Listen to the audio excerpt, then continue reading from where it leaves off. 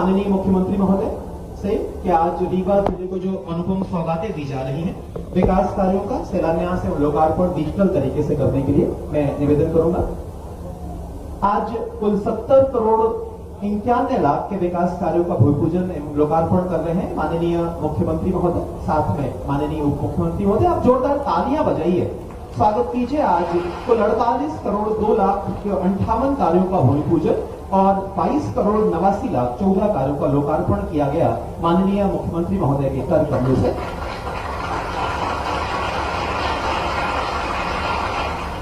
धन्यवाद माननीय मुख्यमंत्री महोदय। रीवा जिले को इस अनुपम सौगात को भेंट करने के लिए मैं बड़े आदर और सम्मान के साथ निवेदन करूंगा, जिसने इस रीवा को राष्ट्र का गौरव बनाने का संकल्प लिया है, रीवा को विकास के असीम ऊंचाइयों तक पहुंचाने का संकल्प लेने वाले माननीय उप मुख्यमंत्री महोदय, रीवा के विकास पुरुष आदरणीय श्री राजेंद्र शुक्ल जी से निवेदन है कि आप कृपया समारोह को संबोधित करने की कृपा करें।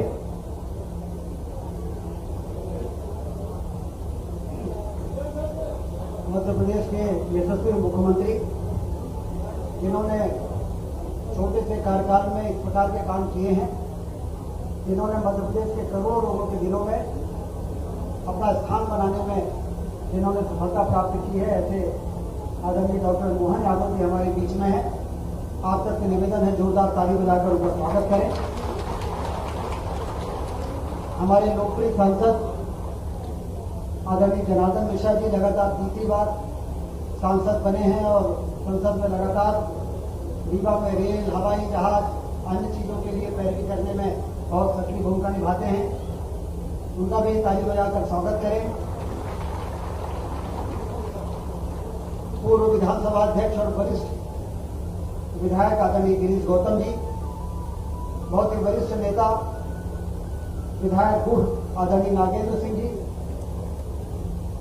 हमारे सिरमौर क्षेत्र के लोकप्रिय विधायक आदरणीय दिवराज सिंह जी, आदरणीय नरेंद्र प्रजापति जी, मनोवा क्षेत्र के लोकप्रिय विधायक आदरणीय सिद्धार्थ तिवारी जी, तिरौथा क्षेत्र के लोकप्रिय विधायक, जिला पंचायत के अध्यक्ष हमारी श्रीमती नीता कौर जी, मंच पर उपस्थित सभी पूर्व विधायकगण श्यामलाल जी, पंतोराज प्रजापति जी, आदरणीय पूर्व मंत्री महाराज पुष्पराज सिंह जी, आदरणीय वेंकटेश पांडे जी, नगर निगम के स्पीकर, यहाँ पर उपस्थित सभी अधिकारीगण और संस्कृत परिषद के हमारे अध्यक्ष आदरणीय अंजलि प्रसाद पांडे जी और ब्रह्म कुमारी आश्रम की यहाँ पर बैठी हुई हमारी बहनें हैं, निर्मला बहन जी और सभी उपस्थित माताएं, बहनें और बंधु।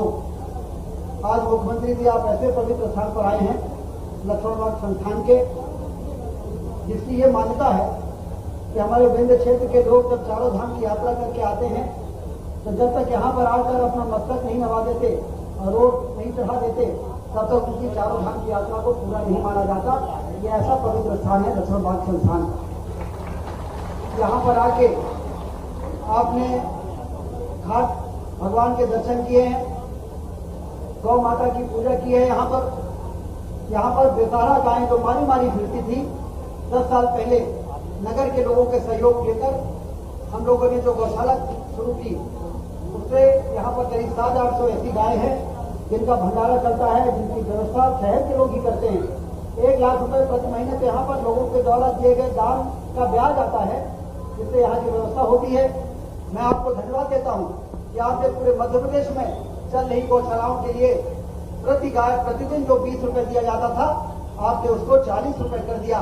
20 रुपए से 40 रुपए करके और सारे गौशालाओं को आत्मनिर्भर बनाने के लिए, क्योंकि कोई गौ माता यदि मारी मारी फिरेगी, सड़क पर रहेगी, यदि खेतों में जाएगी तो खेती का नुकसान होगा और सड़क पर रहेगी तो दुर्घटना का शिकार हो जाएगी। इसका पाप हम लोगों को लगता है, हम लोगों को समझ में नहीं आता। ये प्राकृतिक आपदाएं, ये अनचाही घटनाएं जो इसलिए होती हैं कि हम गौ माता की रक्षा करने में कहीं न कहीं ढिलाई कर देते हैं। 33 करोड़ देवी देवता जिसके शरीर में वास करती हो, इससे पवित्रता की पराकाष्ठा और क्या हो सकती है कि जिसका मल और मूत्र, अन्य प्राणियों का मल मूत्र को देख के लोग दूर भागते हैं, लेकिन अकेली गौ माता है जिसके मल मूत्र को जब तक पूजा में उपयोग न करे तब तक पूजा संपन्न नहीं होती है। ये पवित्रता की पराकाष्ठा है और इसलिए इसकी सेवा में यदि कोई कोताही हम लोगों को गर्व है। यहाँ पर 1000 गायों की व्यवस्था है। बसामन मामा में 10,000 गायों की व्यवस्था की गई। वहां भी जनता के द्वारा दिए दान से 2.25 लाख रुपए हर महीने ब्याज आता है। अब हर विधानसभा में इस प्रकार के गौवंश वन विहार गौ अभ्यारण्य बनाने की योजना है। आदरणीय गिरीश गौतम जी ने भी अपने क्षेत्र में जगह ढूंढ लिया है। गुड़ क्षेत्र में भी जगह ढूंढ ली गई है, चौथर में भी, सिरमौर में भी। इस प्रकार से 10-10 हजार गायों का स्थान यदि हम बना देंगे तो वो इससे गोबर गैस से लेकर तमाम तरह के प्रोडक्ट से वो आत्मनिर्भर भी रहेगी और एक भी गौ माता सड़क पर नहीं दिखेगी, जो मुख्यमंत्री जी का संकल्प है। मुख्यमंत्री जी ने कहा है कि इस बार बरसात में हमें कोई भी गौ माता सड़क पर नहीं दिखनी चाहिए। उसके तमाम तरह की व्यवस्थाओं के लिए उन्होंने एक बड़ी संगोष्ठी की थी वहां पर कुशाभाऊ ठाकरे हॉल में और सभी लोगों को बुला के और चर्चा की थी। आज आपने यहाँ पर जल गंगा संवर्धन अभियान के अंतर्गत विछय नदी का सफाई की है। हम आपको भरोसा दिलाते हैं कि विछय नदी के ऊपर आने वाले तमाम नालों को बंद करेंगे, उसको एसटीपी में ले जाएंगे, सीवेज ट्रीट प्लांट में उसको ट्रीट करके शुद्ध पानी बना के उसको नदी में छोड़ेंगे और 2-3 महीने के बाद हम इस जगह की फोटो आपको भेजेंगे जहां पर अभी कुछ पानी गंदा दिख रहा है, वो बिल्कुल निर्मल पानी बनाकर और आपके इस अभियान को सफल बनाने का काम हम लोग करेंगे। मुख्यमंत्री जी का इस तरह के कार्यक्रमों में आना एक सांकेतिक कार्यक्रम है। ये हम लोगों को जागरूक करने के लिए हमारे यहाँ हम लोगों ने रानी तालाब को बेहतर बनाया, हमने रहतारा तालाब को बेहतर बनाया, चिरौला तालाब को ठीक किया है, धलबद्री तालाब को ठीक कर रहे हैं, कुबेर तालाब को ठीक कर रहे हैं। तमाम जितने तालाब हैं वो लोगों के घूमने लायक बना दिए गए हैं। हजारों लोग सवेरे शाम इन तालाबों में घूमते हैं जहां पर पहले पैर रखने में लोग घबराते थे। लोगों को 3 दैनिक क्रिया वहां पे जाके लोग करते थे। नाक में रुमाल रख के हम लोगों ने वहां पर सर्वे किया था, सबसे पहले चलते नहीं बनता था। आज वहां पर सुबह शाम हजारों लोग जब घूमने जाते हैं सुबह और शाम के लिए, तो हम लोगों को इस बात का संतोष होता है कि जनता के द्वारा दिए गए आशीर्वाद का सदुपयोग जितना हो सकता था वो भारतीय जनता पार्टी की सरकार ने करने का काम किया। आज आपका यहाँ पर आना पूरे जिले में इस जल संरक्षण की दिशा में और उसके साथ ही वृक्षारोपण का अभियान आपने किया है। हम लोग अपने रीवा शहर में 2 लाख पेड़ लगाने की तैयारी कर रहे हैं। पूरे जिले में फॉरेस्ट डिपार्टमेंट अपने वन क्षेत्र में जो कर रहा है, लेकिन रीवा शहर के सड़कों के किनारे वृक्षारोपण से शहर की सुंदरता बढ़ जाती है, धरती का श्रृंगार हो जाता है। तो वृक्षारोपण की भी प्रेरणा जो आपने दी है वो काम हम लोग आगे बढ़ाएंगे। आपके आने से कार्यकर्ताओं का हौसला बढ़ा है, प्रशासनिक अधिकारियों का भी ओरिएंटेशन हुआ कि हमें किस दिशा में किस प्रकार से काम करने की जरूरत है। प्रदेश का मुखिया जब इस प्रकार के रचनात्मक कार्यों के लिए स्वयं हरी दोपहरी में आके इस प्रकार के कामों में अपना हाथ लगा देते हैं तो फिर पूरी मशीनरी को गति मिल जाती है। इसलिए आपका हम स्वागत करते हैं, आपका वंदन करते हैं, आपका अभिनंदन करते हैं। और इस पवित्र धरती पर एक और आपने सौगात दी है, संस्कृत विश्वविद्यालय। ये हमारे क्षेत्र की बहुत पुरानी मांग रही है। आपने विशाल हृदय का परिचय दिया। उज्जैन में पाणिनि महर्षि विश्वविद्यालय का कैंपस आपने हमारे रीवा में खोलने के बाद एनसीसी ग्राउंड में जब मुख्यमंत्री बनने के बाद आप रोड शो करने आए थे तो आम सभा में उन्होंने आपने कहा था कि विश्वविद्यालय का अच्छा भवन बनाया जाएगा। संस्कृत विश्वविद्यालय संस्कृत को जिंदा रखने का काम जिले क्षेत्र के लोगों ने किया। जब संस्कृत अपने संक्रमण काल में थी उस समय संस्कृत को बचाने का काम जो सबसे बड़ी भूमिका हमारे दिल्ली क्षेत्र की रही है। तो आपने कहा कि उज्जैन में भी विश्वविद्यालय चलेगा और रीवा क्षेत्र में भी विश्वविद्यालय बनाने के लिए यदि 100 करोड़ रुपए लगेगा तो देने का काम करेंगे। आपके इस विशाल हृदयता के लिए संस्कृत से जुड़े हुए तमाम हमारे जो दिल्ली क्षेत्र के लोग हैं वो बहुत कृतज्ञ हैं और आपको इस बात के लिए धन्यवाद देते हैं। एक बार फिर से आपका स्वागत, वंदन, अभिनंदन, बहुत बहुत धन्यवाद। जय। धन्यवाद माननीय उप मुख्यमंत्री महोदय।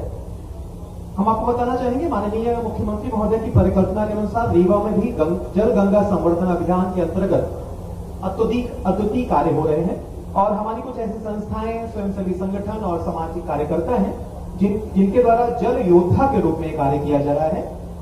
मंच पे सामने की तरफ उन्हें पुरस्कृत किया जा चुका है। मैं उनका नाम लेना चाहूंगा। श्री पीके प्रसाद, निर्मला बहन, प्रजापिता ब्रह्मा कुमारी ईश्वरीय विश्वविद्यालय रीवा, श्री प्रमोद सिंह जी, मुख्य ट्रस्टी अखिल भारतीय गायत्री परिवार, श्रीमती शशि श्रीवास्तव, पर्यावरण वाहिनी महिला समिति रीवा, श्री सत्येंद्र सिंह गहरवा, मंगल युवा कल्याण समिति ऊंचा डी विकासखंड जबा, श्री प्रेमनारायण मिश्रा सरपंच, श्री गुड़िया कोल सरपंच और श्री सिद्धार्थ श्रीवास्तव सामाजिक कार्यकर्ता। साथ ही साथ सामने समृद्ध दर्शक दीर्घा में भी ऐसे जल योद्धा बैठे। मैं चाहूंगा जोरदार तालियां बजाइए इन जल योद्धाओं के लिए।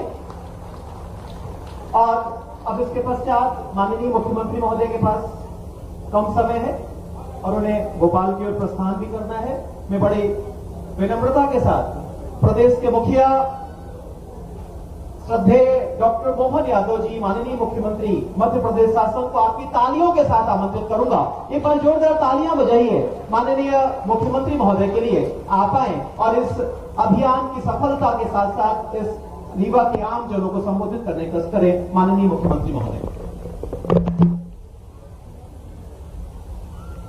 रीवा लक्ष्मण बाग भगवान का स्थान और ऐसे इस कार्यक्रम में मंच पर विराजमान मेरे मंत्रिमंडल के माननीय सहयोगी श्रीमान राजेंद्र शुक्ला जी, माननीय उप मुख्यमंत्री, माननीय सांसद श्रीमान जनार्दन मिश्रा जी, हमारे विधानसभा के पूर्व अध्यक्ष वरिष्ठ नेता श्रीमान गिरीश गौतम जी, हमारे वरिष्ठ नेता माननीय विधायक श्रीमान नागेंद्र सिंह जी, इस अवसर पर विधायक माननीय देवराज सिंह जी, माननीय विधायक सिद्धार्थ तिवारी जी, माननीय विधायक नरेंद्र प्रजापति जी, महाराजा पुष्पराज सिंह जी, श्रीमती नीता कौल जी और मंचस्थ सभी उपस्थित अतिथिगण, जोरदार अभिनंदन करें तालियां बजा करके सारे मंच का। समय की कमी है, 6 बज गया, 6 बजे यहां से मेरे को निकलना था और ये रीवा से मेरा अपना दोहरा संबंध भी है। रीवा मेरी ससुराल भी है और रीवा हमारा अपना संस्कृति को बचाने का अनुपम देन है, जहां भगवान राम ने अयोध्या से आकर 11 साल जहां विंध्य क्षेत्र में गुजारे, इसलिए आप सबको प्रणाम करता हूं। ऐसा लगता है ऐसी पवित्र धरती का जो आनंद है, वहां जहां भगवान राम ने इसका सिलेक्शन किया होगा, वो दौर याद करें तो ऐसा माना जाता है कि आज भी चित्रकूट और आसपास के वनांचल में कोई व्यक्ति भूल से जंगल में चला जाए तो भूखे नहीं मर सकता। ये परमात्मा की कृपा है। और यहाँ इस लक्ष्मण बाग के अंदर तो आपने इसकी विशेषता बताई है, चारों धाम करके आ जाए, लेकिन हमारे इस स्थान पे अगर नहीं आए तो लगता है यात्रा फलीभूत नहीं हुई, यात्रा में कुछ कमी रह गई। मैं उम्मीद करता हूं कि ये प्रत्येक एक तरह से 4 धाम की आपने बात कही है। मैं तो ये मान के चलता हूं कि जीवन के चारों चरण हमारे अपने ब्रह्मचर्य, युवा, वानप्रस्थ और संन्यास, सारे आश्रम की पूर्णता का स्थान हमारा ये लक्ष्मण बाग है, जो पूरा जीवन पूरा कर देता है। मैं ऐसे स्थान पर आकर अपने आप को धन्य मानता हूं। और सच्चे अर्थों में मंदिर की परिसर की कल्पना ये की गई। मंदिर का परिसर केवल देवस्थान का देवालय नहीं, देवस्थान का देवालय भगवान जहां विराजते हैं वो गर्भगृह तो बहुत छोटा सा 15 बाय 15, 10 बाय 10 का छोटा सा कक्ष होता है, लेकिन सच्चे अर्थों में मंदिर का मतलब ही है मंदिर में गौशाला हो, मंदिर में पाठशाला हो, मंदिर में जल का अच्छा केंद्र होना चाहिए, मंदिर में वनस्पति हो, पौधशाला हो, और मंदिर में वो सारी चीजों की कल्पना की गई है जो जीवन के लिए नितांत आवश्यक है। इसीलिए हमारे देवस्थान कोई छोटे मोटे ऐसे स्थान नहीं है। बड़े से बड़े आप अपने यहाँ चिदम्बरम का मंदिर देखें, रामेश्वरम का मंदिर देखें, उज्जैन का बाबा महाकाल का मंदिर का केंद्र देखें। हमारे मंदिर के अंदर एक नगर संस्कृति, हमारी सिंधु घाटी सभ्यता की सारी भावना है, सनातन धर्म की सारी आवश्यकता उसमें रहती है। और हम सबके त्योहार भी ऐसे ही है, और त्योहारों को ऋतुओं के साथ जोड़ाया गया है। हमारी अपनी सरकार के लिए जोरदार तालियां बजाएं जलगंगा संरक्षण अभियान के माध्यम से। सरकारी भाषा में तो एक एक दिन मना करके, जैसे पर्यावरण दिवस मनाया 5 जून का और लगता पूरा काम हो गया। हमने कहा पर्यावरण दिवस से काम नहीं चलेगा, पर्यावरण दिवस 5 जून का, लेकिन अपने देश में तो गंगा जी के आने के बाद देश की दशा बदली है। और गंगा जी का भागीरथ की तपस्या और उनके पूरे परिवार की, जिस प्रकार से गंगा जी ने हमारे देश में, कोई दुनिया में किसी और जगह रहता होगा, लेकिन भारत अगर आए तो विदेश के लोग भी कहते केवल गंगा जल लिया ना। आदमी शरीर छोड़ता है तो 2 बूंद गंगा जल अगर डाल दो, लगता उसका पूरा जीवन धन्य हो जाता। ऐसी पवित्र मां गंगा, जो सभी नदियों की उद्गम माता के माने से हम मान सकते हैं, मैं आज इस अवसर पर हमारी सरकार ने 5 जून से 16 जून गंगा दशमी तक लगातार ये जो जल गंगा अभियान चालू किया है, इसके पीछे भाव ये है कि हर जन जन के मन में भाव आए, ये हमारे जल स्रोत का स्थान बने। कितना अच्छा लगा, बावड़ी का स्थान देखा, आनंद आ गया, जोरदार ताली बजाओ आप सबके अपने आप के लिए। कितने अच्छा सुंदर कुंड तैयार हुआ है, केवल ध्यान दिलाने की आवश्यकता थी। मैं प्रशासन को आपके माध्यम से कहूंगा कि यहाँ ये स्रोत तो है ही, आपके रीवा के अंदर जो भी ऐसे जल स्रोत हो उनमें किसी बात की आवश्यकता होगी सरकार पैसा देगी, लेकिन ये सारे पुरानी जल संरचनाओं को संभालने की जवाबदारी हमारी है। पूरे प्रदेश में हम अभियान चला रहे हैं, कोई तालाब, कोई नदी, कोई नहर जहां पुराने ऐसे प्राचीन पुरातत्व की प्रमाण की अच्छी संरचनाएं बनी हुई, उसका ध्यान रखना ये हमारी जवाबदारी है। और एक आपने बिछिया नदी का, अपनी स्वच्छता तो प्रतीकात्मक होती है, लेकिन प्रतीकात्मक के साथ में जो यहां से ये सहायक नदी है, मूल नदी बीहर है, उससे मिलकर के जो जल स्रोत आपने अपन ने जो शुरू किया है, मैं उम्मीद कर रहा हूं प्रदेश भर में 212 नदियां हैं जिनका हमने अभियान हाथ में लिया है। 55 जिलों के अंदर 3,676 करोड़ की राशि से लगभग हमारे अपने इस पूरे अभियान में 18 लाख लोग अलग अलग प्रकार से अपनी जन भागीदारी कर चुके हैं। मैं उम्मीद करता हूं आने वाले समय में ये संख्या भी बढ़ेगी, लेकिन संख्या कोई आंकड़ा रिकॉर्ड के लिए नहीं, ये मन के संतोष के लिए, आपकी और हमारी भावना के लिए। एक और प्रयोग यहाँ हो रहा है, हमने उसको पूरे प्रदेश में भी लागू किया है कि गौशाला है। अरे आप बताइए, गौ माता की अगर भारत में चिंता नहीं करेंगे, मध्य प्रदेश में चिंता नहीं करेंगे, तो कौन करेगा गौ माता की चिंता? हम सब जानते हैं कि परमात्मा की दया से सारे देवी देवता भी जिनके संसर्ग में और जिनके आशीर्वाद के लिए तरसते हैं, हमने देवता नहीं देखे, लेकिन गौ माता के दर्शन कर लो तो लगता है 33 करोड़ देवी देवताओं के दर्शन हो जाते हैं। ऐसी हमारी पुनीत पवित्र, ऐसा अपना ये जीवित देवत रूप में अपने, आपने बताया कि 26 साल की, देखो पवित्र भाव से किया गया काम, तो नदी के साथ साथ आपने जो पवित्र काम किया। मैं पिछली बार गौशालाओं को लेकर के बैठा था और आपने कहा कि वर्षों से इनका मानदेय प्रति गाय माता का बढ़ा नहीं है। हमने कहा क्या दिक्कत है इसमें? 20 रुपया प्रति रोज प्रति गाय माता के लिए कम पड़ता था, इसलिए गौशालाएं अधिकांश हमारी चल नहीं पा रही थी। हमने कहा आप बताइए कितना करना चाहिए? आपने कहा डबल कर दो। हमने कहा डबल कर देते, 40 रुपया प्रति गाय माता हमने प्रत्येक गौशाला की राशि बढ़ाई है। और उतना ही नहीं, उससे आगे बढ़कर के आप माननीय जितने विधायकगण बैठे हैं, आप अपनी विधानसभा में आप ऐसी गौशाला खोलिए जिस गौशाला के माध्यम से हमारी अपनी बूढ़ी, बीमार, लाचार, विकलांग या ऐसी गाय माता जिनको किसान को घर में रखने में कठिनाई है, वो सेवा का एक प्रकल्प बनेगा। उसका सारा खर्चा सरकार देगी। ये हमने संकल्प लिया है कि किसी भी हालत में गौ माता को लावारिस, ऐसे बेसहारा नहीं रहने दिया जाएगा। इस एक और बात मैं आपको बताना चाहूंगा, आने वाले समय में, वैसे तो ये संस्कृत का भी आपने केंद्र बनाने की बात कही है, पाणिनि संस्कृत विश्वविद्यालय का ये कैंपस है। आप कैंपस के माध्यम से संस्कृत के लिए खासकर हमारी सरकार ने बहुत काम किया। आने वाले समय में इस पर और काम करेंगे, क्योंकि आज तो समय की कमी है। नई शिक्षा नीति के माध्यम से हमने अपने प्रदेश में सभी प्रकार के विषयों को, खास करके सनातन धर्म की सारी हमारी अपनी जिनकी मान्यता थी, काल के प्रवाह में पुरानी सरकारों ने उसको भुलाने का प्रयास किया था, लेकिन हम सबको स्मरण कर रहे हैं। सिद्धार्थ भाई, आप भी मेरे को कुछ बता रहे थे, निश्चित रूप से आप और हम सब मिलकर के जो आप पाठ्यक्रम की दृष्टि से बताओगे, हम सब कुछ लाएंगे। और खासकर संस्कृत के लिए तो देव भाषा है, इसकी चिंता तो करना हमारा सबका फर्ज है। इसकी चिंता नहीं करेंगे तो कैसे करेंगे? मैं आने वाले समय में रीवा के बदलते दौर की तरफ भी देख रहा हूं, जिस प्रकार जिससे समय ने करवट बदली है।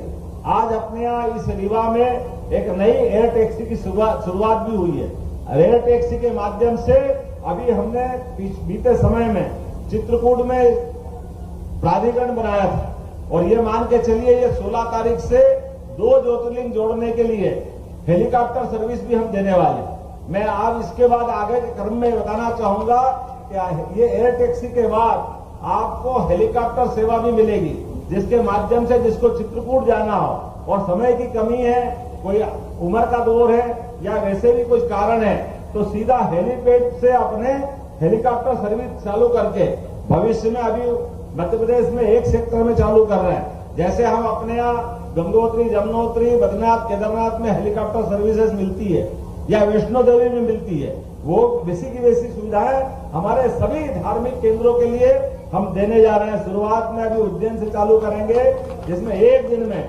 ओंकारेश्वर, महाकालेश्वर और इंदौर और भोपाल वहां से यात्री भेजेंगे। आने वाले समय में इसको और बढ़ाएंगे। एक और सौगात हमने दी है, जिसके माध्यम से हमारे अपने परिवार में कोई भी किसी कारण से हॉस्पिटल में भर्ती है और भर्ती होने वाले के लिए लगा कि अब ये रीवा मेडिकल के बजाय इसको वेदांता ले जाना दिल्ली या किसी और स्थान पे ले जाना है, तो आप सबके लिए जोरदार ताली माननीय मोदी जी के लिए बजाइए, जिनने 5 लाख तक के आयुष्मान कार्ड की योजना दी है।